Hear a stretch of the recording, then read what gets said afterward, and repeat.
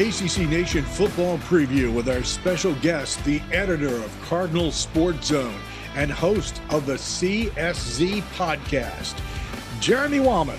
It's good to see you and looking forward to talking some Louisville football, Jeremy. I'm ready too.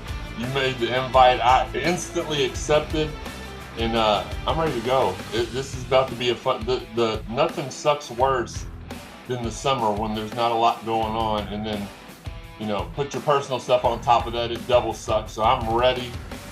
Football's here in a couple of weeks. Let's go. Double secret suck. Yes. Something like that. I don't know. This is going to be for anybody who has never, ever experienced our podcast. When we get together with Jeremy, you're in for a ride. So buckle up. That's all I got to tell you. It's going to be fun. We haven't had Jeremy on for a while for a variety of reasons. But man, it's so good to see you back and to have you on here and to light it up again, brother. I tell you. Put your seatbelt on, your life preserver, floaties, whatever you need to do. Protect yourself, if you know what I mean, and get ready for the show of a lifetime. That's all I know how to do. Just listen to one episode of the Cardinal Sports Zone podcast and you'll understand. Oh yeah, definitely. You need to check that out. If you haven't done that, you need to check that out, because I'm telling you, it will take you on a trip and you'll never want to come back home. Hey, Jeremy, Jeff Brom returns to Louisville. Fans, supporters, the community, everybody's expecting huge things. There's lots of turnover on the team, like about a third of the roster. That's huge. Lots of incoming transfers, a new system for many. Considering all of this, is it too much to anticipate so much out of Brom and the Cardinals in year one? Well, I think what you want me to say, I'll go ahead and get it out of the way. Undefeated. No, I'm just kidding. Look, I do think to an extent there are unfair expectations put on Coach Brown for the first year. But, man, this football program, this basketball program, this school has been through so much in the last 7 years that it just the expectations, the city needs this. They don't just want it. It's, man, something bad happens in basketball, something bad happens in football. So we need something. We need something good, and we've been wanting Coach Brown for quite some time. He was quietly up for the job when that other guy that just left, I forgot his name already. When he got hired, the timing wasn't right to leave Purdue. Thankfully, the timing was right this time. I think he brings a lot of swagger to the program. He brings a lot of confidence to these guys. All the players that I talk to on a regular basis are twice as excited now as they ever have been. And I know you've not asked me to predict a win-loss record yet, so I'll save that for when you do. But thank you. There are, I'll just ruin the whole show right now. No, it's going to be. I really do think it's going to be one of those years, and not to mention the ACC's not. This ain't going to be their best year, so I believe we'll get to take advantage of that as well. So.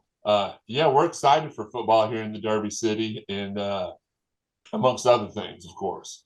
Amongst other things. Hey, did you just say slather? Did I? Did you say slather? Because I'm like, I don't think I did. I said amongst old guys like me, hearing and all that. But I've been hearing all these old terms that have been thrown out here in our football previews, and I'm going like, what is this, a throwback or something? Did I miss something? Look, don't be hoodwinking me here, Jim. I'm the consummate gaslighter. Just keep that in mind. I already know. Will told me, so we're good. You knew already. Hey, the passing game has got to get better. But I'm hearing a lot of naysayers.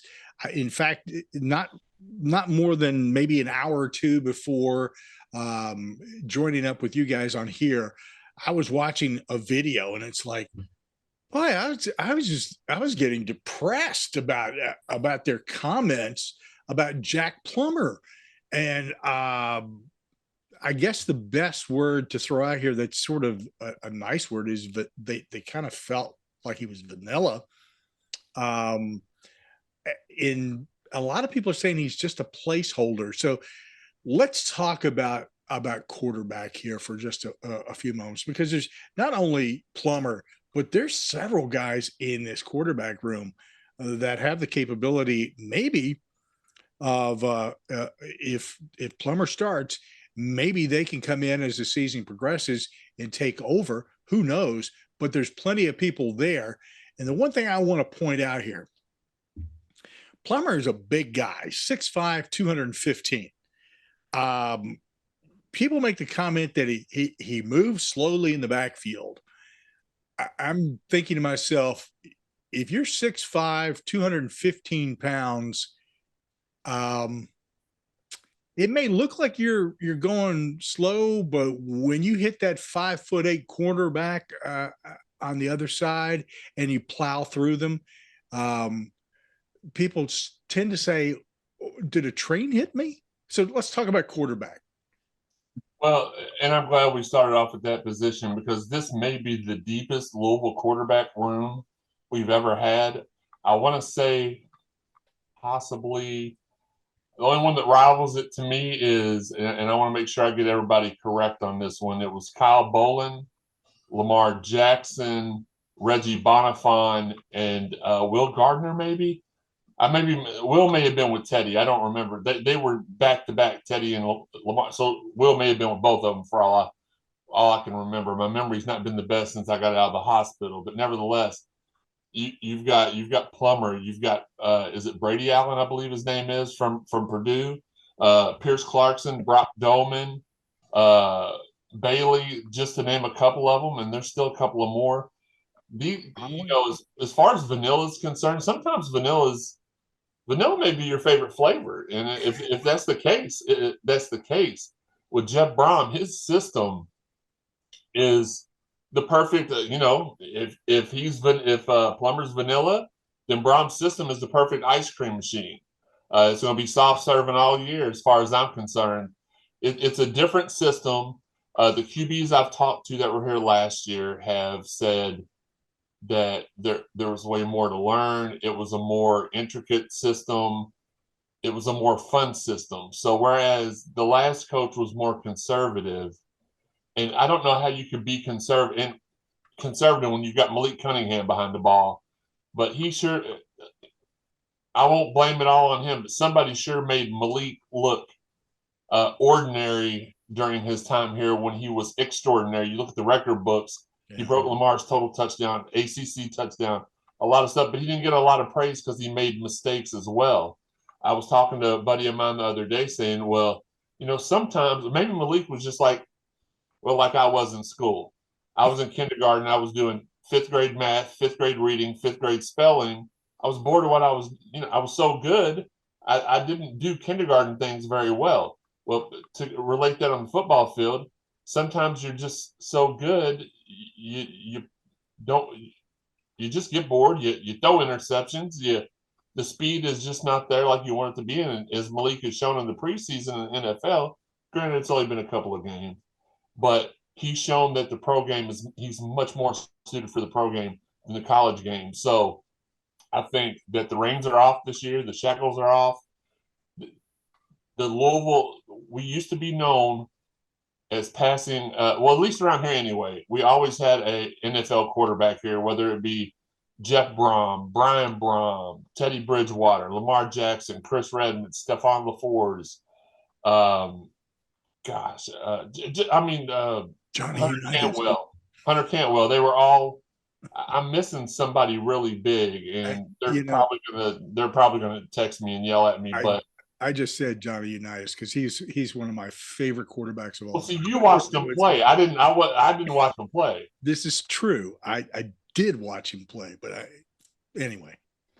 But who's the other one?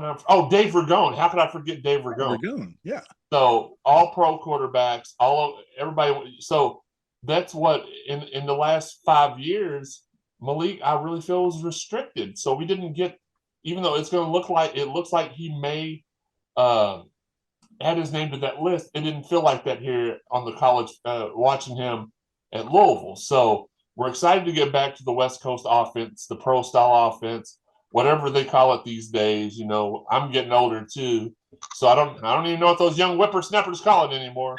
But I think it's going to be fun. I think we're going to get back to Louisville football. The defense is looking mean. That's two things we pride ourselves upon here at Louisville is quarterbacks and defense, and it's looking like one of those years. I mean, that's the way it feels. And obviously, as a fan and as a media member, sometimes you can get skewed in your thoughts, but this really feels like a group of kids that have a world of potential. Can they live up to it? That's the question that we need to have answered. Before I hand it off to Will, I want to make a point, because you had made this point to us prior to recording the program. If you're watching on YouTube, and I would strongly encourage you to do that, you will notice that Jeremy's name tag right after that has, in quotation marks, the ratings spike. And because every time he comes on any program, the ratings spike. Well, and it's hard for me to get that. So for those of y'all that don't know, I also do a wrestling podcast. I got to interview WWE up-and-comer Grayson Waller yesterday for Ringside Podcast, which was amazing for me because every time I get on there, my co-host Daniel Spencer is kind of like the Higgy of that show. So I always pile up on Daniel. I get him in trouble with it. Like yesterday, I told, and I'll just give y'all a preview. If you want to watch, if y'all follow wrestling and want to watch it, you can go to Ringside Podcast on YouTube and check it out. But Grayson comes in the room. We start the show. Daniel tries to be nice to him, and I cut Daniel off. I'm like, listen, Grayson, listen to me. He doesn't like you. He thinks John Cena is better than you. And he hoped that LA Knight took your girl while you were at NXT. And then Grayson got offended. Me and Grayson become best friends. And I'm currently arranging for him to get a basketball jersey for when they come to the Yum Center next Friday night for Friday Night SmackDown. So, so it's hard for me to get out of my wrestling persona because I'm kind of a douche on the Ringside Podcast, but I do that well. I don't know. So I forgot to take that off of there. I apologize, but it's true. Everything I touch turns to gold. There we go, baby. Woo! Sorry. See, I'm trying to stop wooing and everything. ACC Nation, let's go. It would not be wrestling without that woo. I'm gonna tell you right now. Yeah, that's just the way I look at it. Hey, does Daniel know that he's the Higgy of the podcast? See, I don't know that he knows he's the Higgy. If I told him that, he would probably part ways with me. But every time we do a show, I throw him under the bus with the guest. Like we're interviewing Bianca Belair, former WWE Women's World Universal World Champion Bianca Belair next week. I'm trying to figure out a way. All the rest of them have been easy. When we interviewed Rhea Ripley, I told her she was feuding with Mia Yim, who was a part of the Bullet Club in WWE. But at that time, her and Gallows and Anderson were in Impact, which is where Daniel referees. He's a referee for Impact Wrestling. So I told her, I started that one off with, hey, Rhea, I just want to let you know, huge fan, but he's friends with Gallows, Anderson, and Mia Yim. Don't tell him anything. Like can't trust him. Bad man. It's gold. It's gold. It's gold every time. That's why this says what it's. I can even point at it right there. It is. Jeremy Wallman, the heel. The heel. I love being the heel. I said douche earlier. I should have said heel because those are two totally different. They can't be the same, but they're two totally different things. We're going to get you back on track, my man. Will, let's talk a little bit more about the offense of the Cardinals.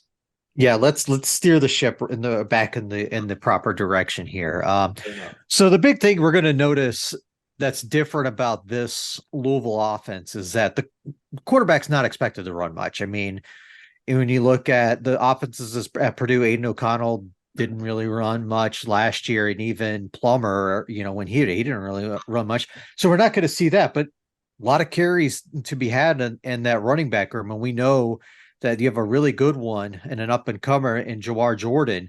But what's the depth like behind him? That's a great question, and I'll have to be completely honest with you. I've not really thought much past Jawar Jordan because he is such a.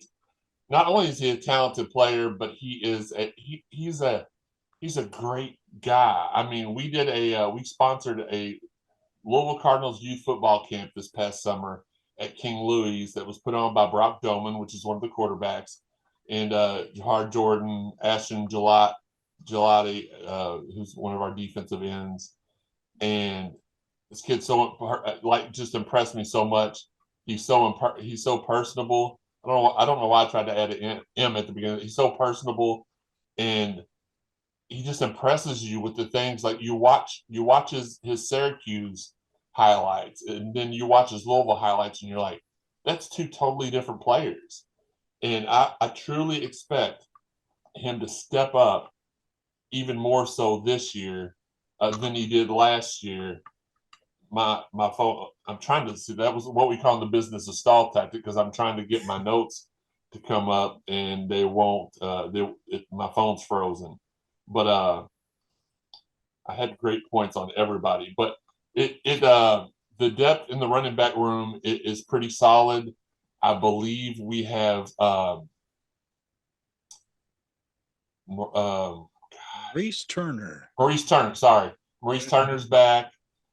Like for us, like last year, it was Jordan, Turner. We had Cooley, we had Hall. Like they left. One of them went to Georgia. They may have both went to Georgia Tech. I don't know. I wash my hands with them when they leave here like that. But it's we had a very, very deep running back room last year.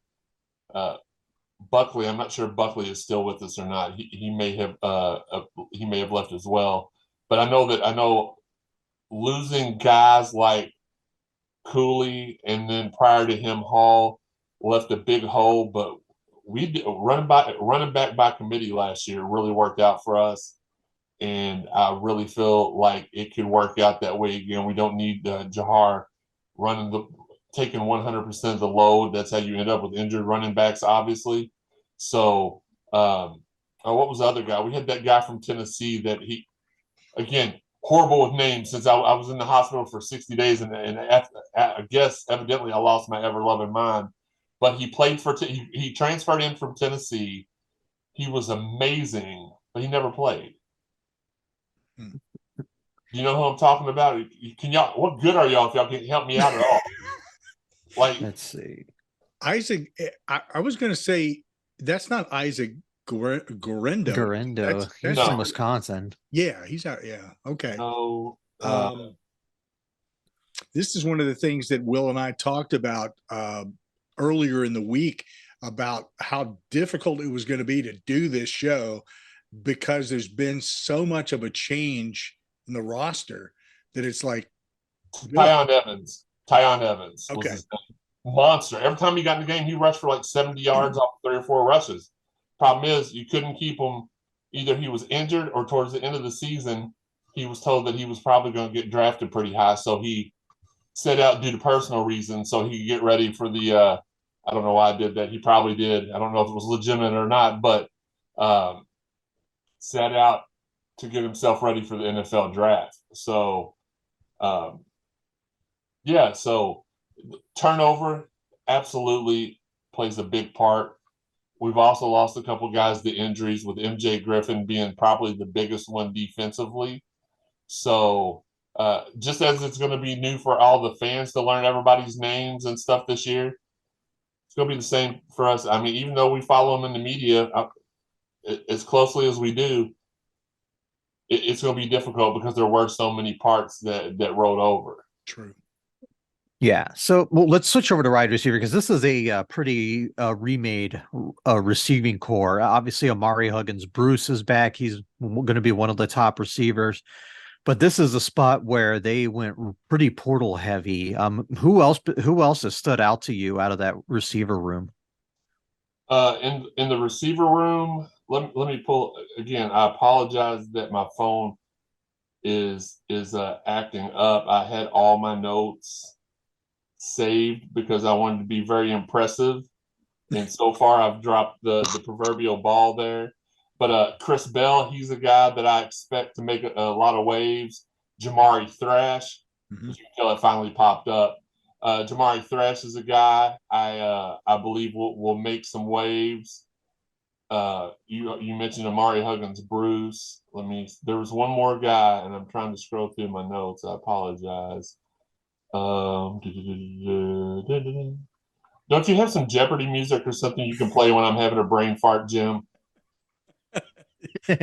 I do, but it all only plays in my ear.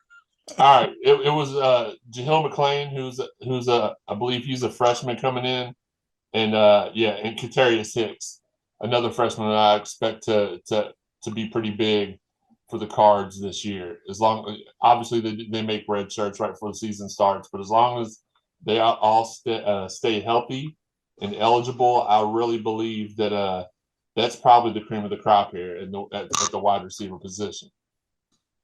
So let's move over to the O line. There's a lot of experience here. Obviously, Brian Hudson's going to be the kind of the anchor in the middle, but then you get a remade left side of the line, including John Paul Flores, who came over from Virginia.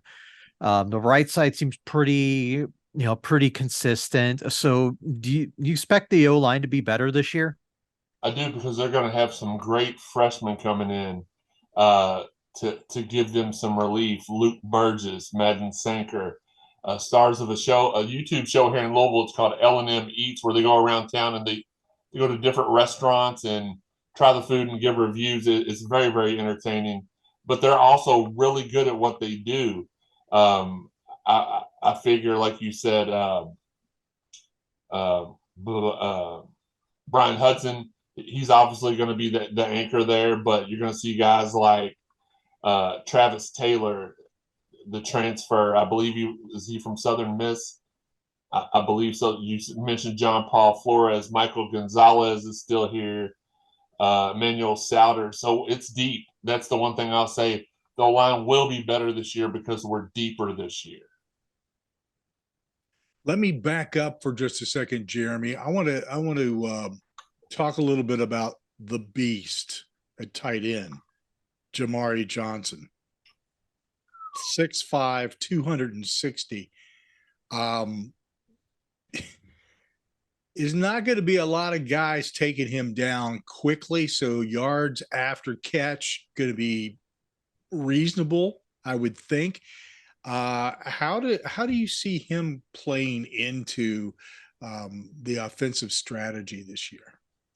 Well, I think one thing that if you know Louisville football and you're well versed and you're knowledgeable about it, the old school offenses with Ragone, Redmond, LaFours, DeBrahms was very, pitch and catch. We did have some good running backs. They got their 1,000 yards, but that's pretty much all they got because we were 4,000, 5,000 yards passing every year.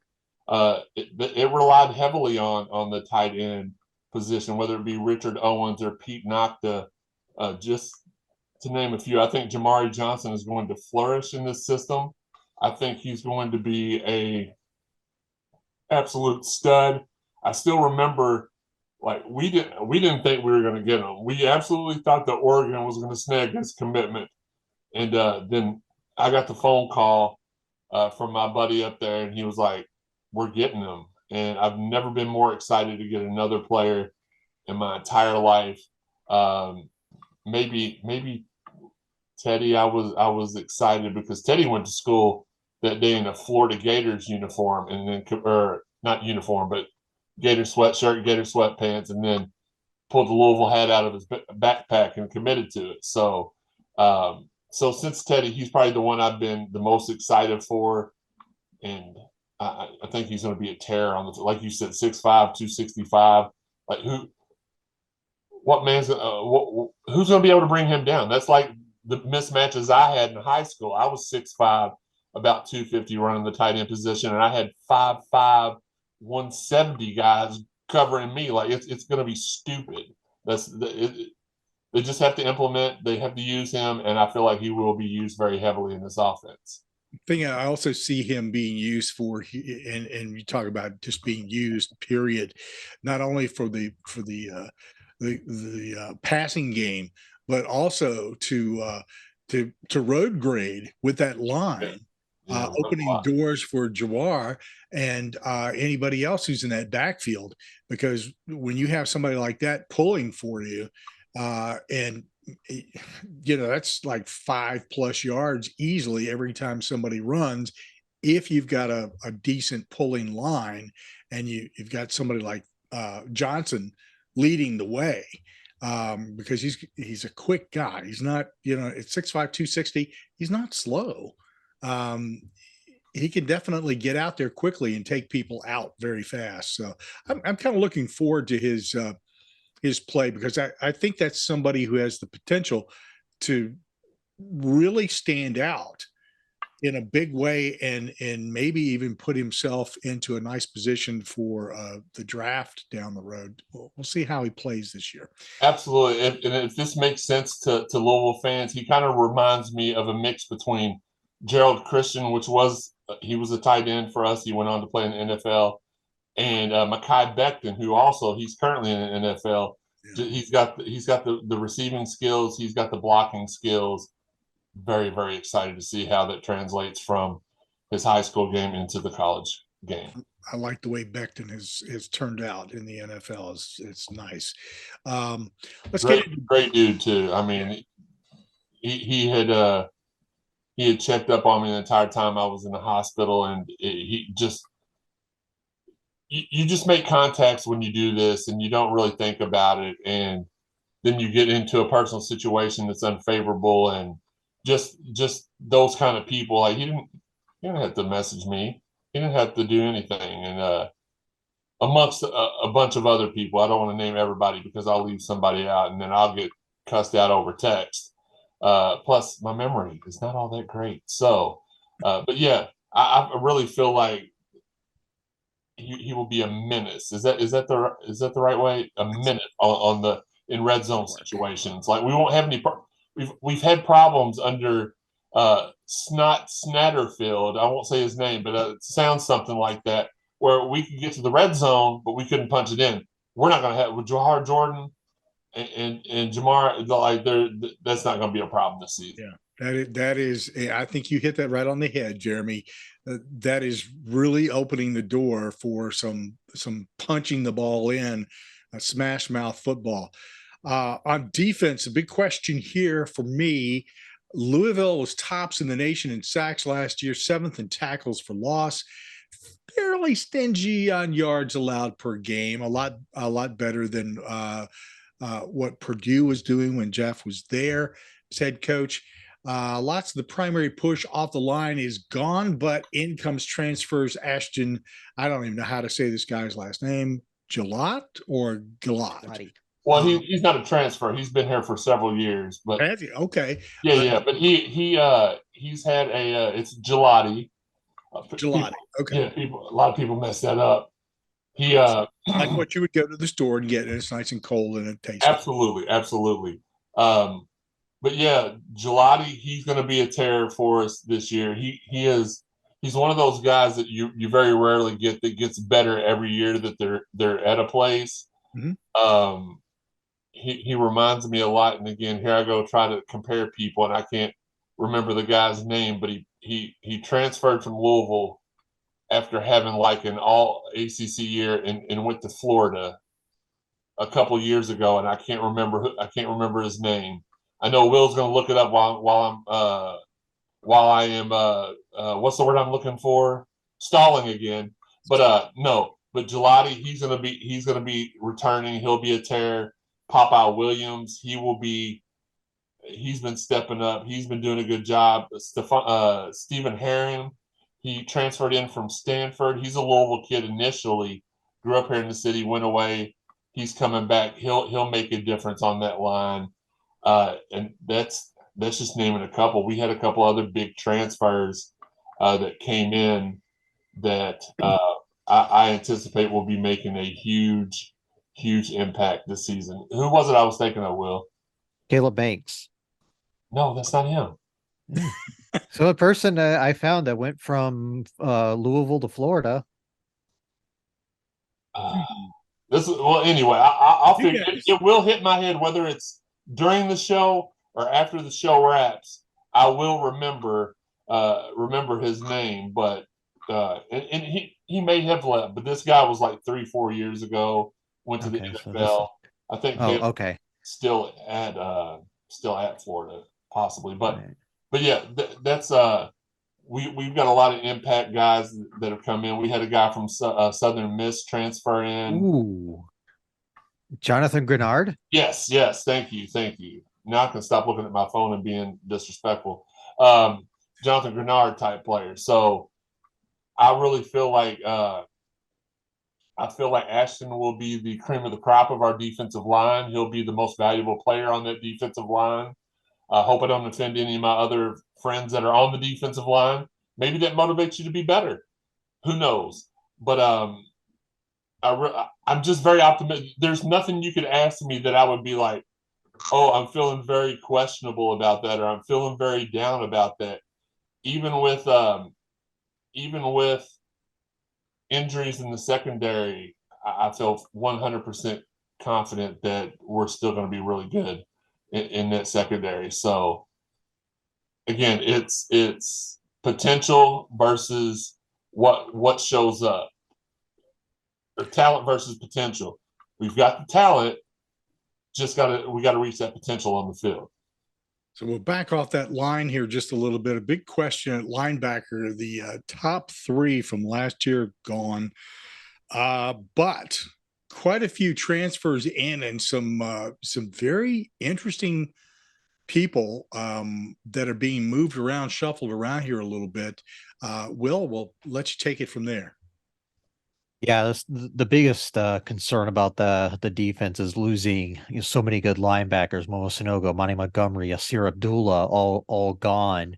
I know they've picked up a couple of linebackers out of the portal, but how much of a drop off do you see there? I mean, you got to be honest.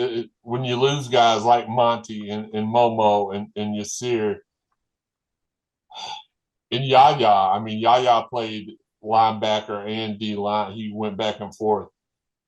You're talking about 3 NFL draft picks and one guy that went to Mississippi to play his final year. Not sure why he left, but yeah, there's no sugarcoating it. It's going to be a huge drop off. But when you land a guy like Stanquan Clark from Miami-Dade County, the freshman sensation, he's going to come in and he's going to take one of their spots, and there will be no drop off there. But we're returning TJ Capers. He's come back. TJ Quinn is coming back for another season. He was redshirted. Let me see. I don't want to forget anybody else. Jack Rieger, he's a situational linebacker that has done really, really well for us. I don't want to leave anybody out, and I didn't. So yeah, huge drop off. If you had to ask me where my biggest concern would be this year, it would be at linebacker, but only because the guys that left were so good. Not because I don't think these guys are capable, but the guys that left were so good that yes, there's a drop off, and I would be ignorant to deny that. So the secondary, I think I don't know, I'm kind of mixed on it. Like I really like Jarvis Brownlee, but at the same time, I don't know if it was picking up 2 members of North Carolina's bad defense is a great thing. I mean, granted, that could be just because they weren't taught well. Maybe maybe a fresh start changes them, but this was still a pretty solid pass defense last year. What do you see with the secondary? Well, for me, it's you say you're a Jarvis Brownlee fan, so that makes one of us that's in the city of Louisville right now. No, I'm just kidding. Jarvis is a great kid. He had a grow up season last year where you could see him get better every game throughout the year. Quincy Riley is an amazing talent in the backfield.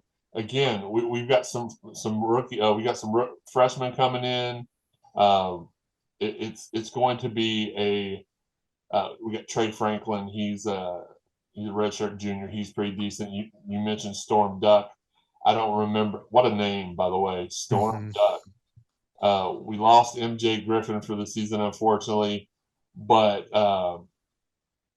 yeah, I don't feel a drop off there too much. Cameron Kelly, Benjamin Perry. How did I forget the stud of the defensive backfield, Benjamin Perry?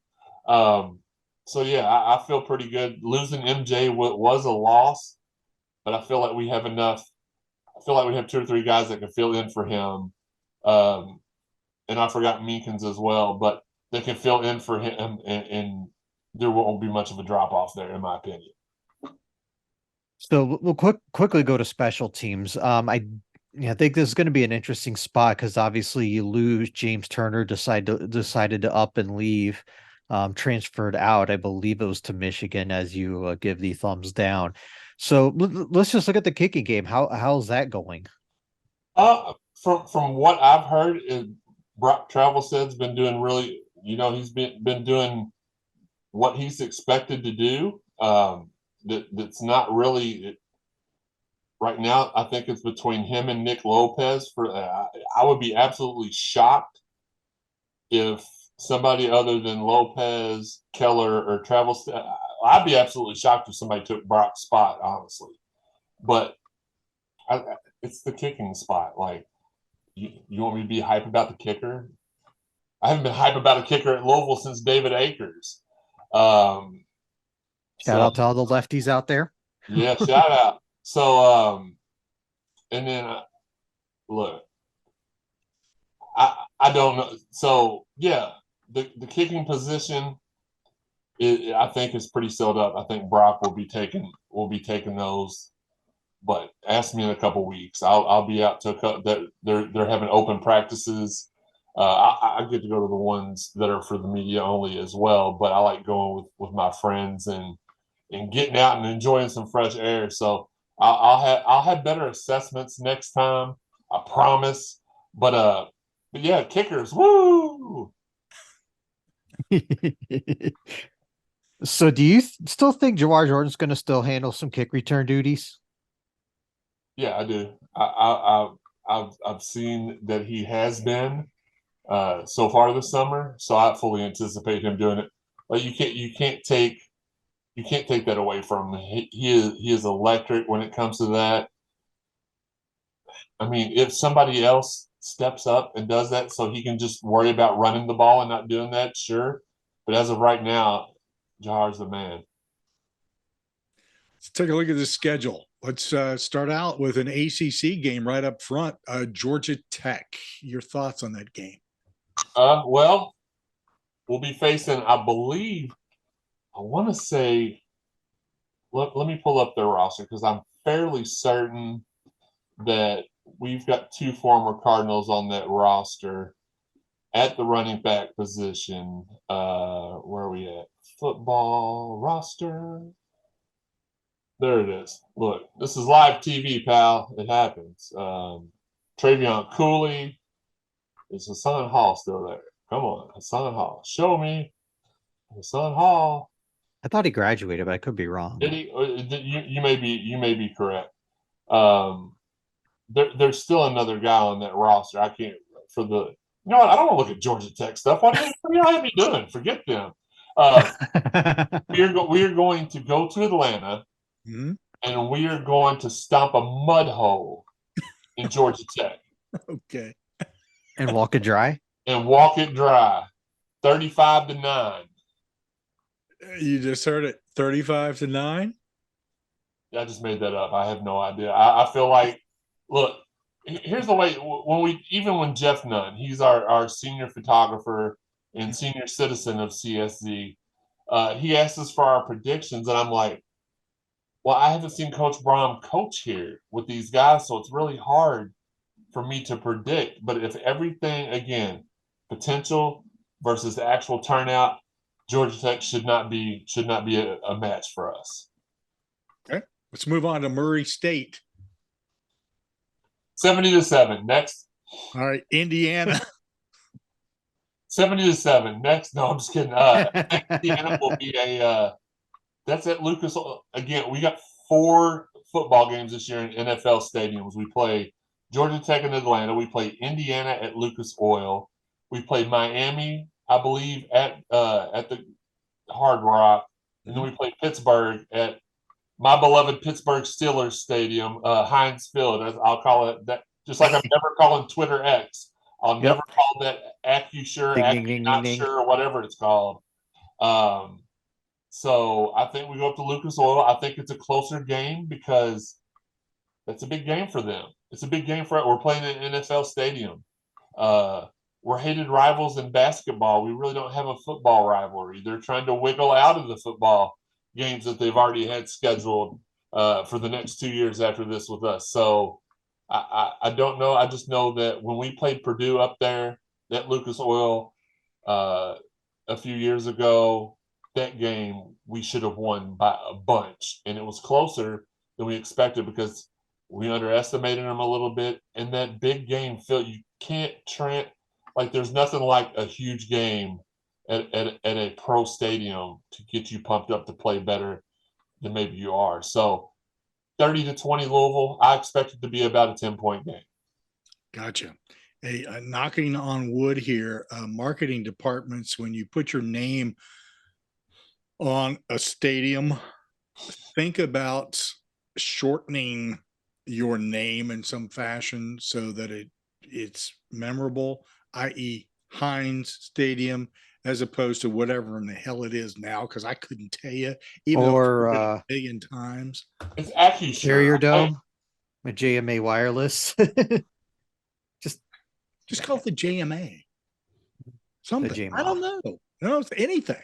Well, we are now L&N Credit Union Stadium for the middle class of Louisville, I believe the name of the stadium is. So very pumped about getting Papa John's name off the stadium, and very glad to go with an even longer nonsensical name for the just shorten it. Marketing 101. All right. The Oven. Let's call it the Oven. That's what we've called it. That's been its nickname. The Oven. That's good. The last few years. Let's call it the Oven. Let's call it the Nest. I like the Nest over the Oven because the Oven still throws back to Papa John's, and you know it's what it is. So the Nest. I like that. Works. The Nest. Brought to you by. Anyway, Boston College is up next after Indiana. Who? Boston College. Come on now. Are they going to make me park my car? So that was a horrible Boston accent. I don't know where that came from. Pack the car. Pack the car. Y'all may be shocked with Boston College is even as historically bad of a football team as they are. They've made the fans here in Louisville believers because over the last 4 or 5 years, they beat us on a last-second field goal here at home. They beat us on a last-second touchdown or field goal last year up at their place. They picked us up like they're the team that you should beat every year, but somehow they play tougher. So I think that's probably going to be a 3-point game either way. I'm not willing to say that we're definitely going to win that game or we're definitely going to lose that game. So that one's a push with me. I think it'll be close. And as soon as I say that, it won't be close. We'll beat the fire out of them, or we'll get droned. But I feel like I feel like it'll be a close game. They've made me a believer, and there's not really that many cupcake games in the ACC like there was Conference USA. Like when we first entered the league, it was like, all right, well, we definitely got Boston College and Wake and Virginia every year, and those have been the 3 teams that have given us the most trouble. Florida State ain't giving us any trouble. They're supposed to be the creme de la creme. We still haven't beat Clemson, but it is what it is. Like those 3 teams that we thought that we were gonna have for sure wins against every year haven't been for sure. NC State's Thorn in my side. You know, I wish you would have been like, give me a couple words about each of these things, because the words for this team would be thorn in my behind. I do feel like we beat these guys pretty handedly. I've not been. They lost their starting quarterback. Went to a rival of ours here in the state of Louisville, as we call it. We don't expect much out of him when he suits up against us here. We'll talk about that in a little bit. So I think we beat him pretty handily. all right. Notre Dame. Okay.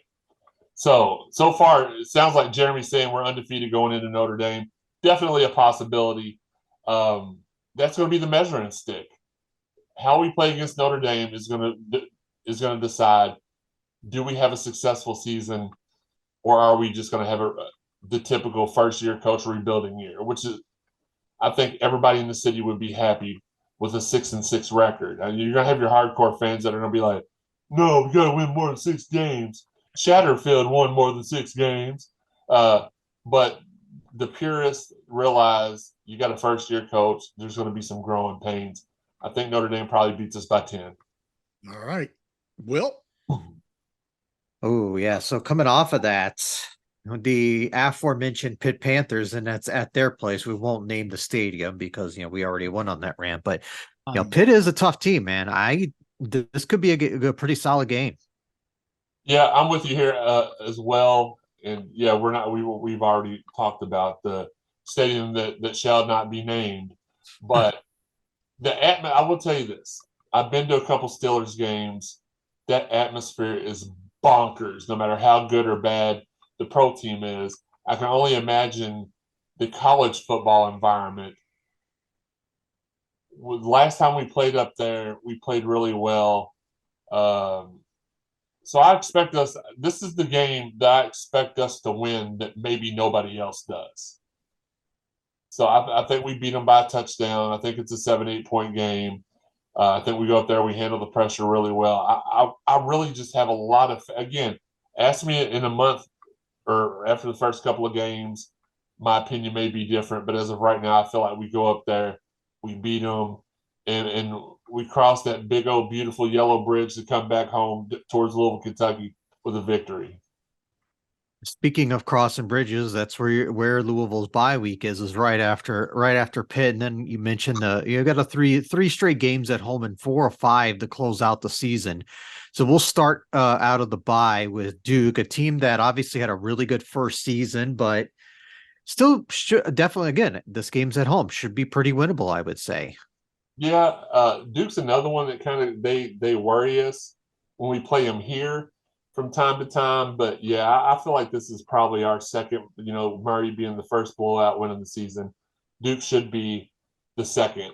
They should be the second blowout win of the season. I've not seen anything from them that has scared me even a little bit. I'm more afraid of the dark than I am of the Duke Blue Devils in football. Wow. All right. Back-to-back games against Virginia Tech and Virginia, arguably 2 of the worst teams in the league. So feel pretty confident about those, I would say. I don't feel confident about Virginia Tech. Virginia Tech has historically been a good team. In the last few times we played them, they've just played out of their minds, including the bowl game we played them in when Marcus Vick stepped on one of our guys' neck. They played out of their minds that game. They deserved to win that game, possibly. And the last time we played them in ACC play, it was a really tough battle. Virginia Tech, I'm predicting that's probably our slip up. With the highs come the lows. We're really hype after beating Pitt. We drop one to Virginia Tech. And like I said, Virginia following that again, Virginia's most likely not going to be a bowl team this year. Going to be and this is a Thursday night game as well. Yeah, and we performed pretty well in the Thursday night game. So with that being the case, it may be a thumping, but I just Virginia, I can't ever, after the way they've done us so far in the league, with the close wins they've had and the close wins we've had, we beat them at their place on a last second pass from Lamar Jackson to Jalen Smith. Jalen Brown, I'm thinking about my Celtics. So it's just so. I mean, I want to say we beat them, but Virginia, there's the saying, crap happens. Well, in football, Virginia happens to us. So I'm not confident saying we're going to win or lose that. We should win that game. Way to be diplomatic, Jeremy.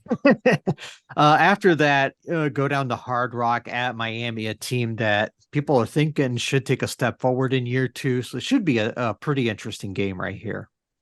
Yeah, and look, I know I'm a Louisville guy, and y'all, the listeners are like, well, this guy's just thinks Louisville's going to win every game, and then he said a couple he thought that they were going to lose that are just head scratchers. This is one of the Miami's. I said Notre Dame. I wasn't really comfortable saying which way that one would go before ultimately picking Notre Dame. Miami's another one that we should win, but as you said, they're on the rise. We're on the rise. We're at their place. Sometimes that can lead to an advantage for the home team. So if we have hit that stretch, and we live up to our potential, we completely dominate those teams in the middle after Notre Dame.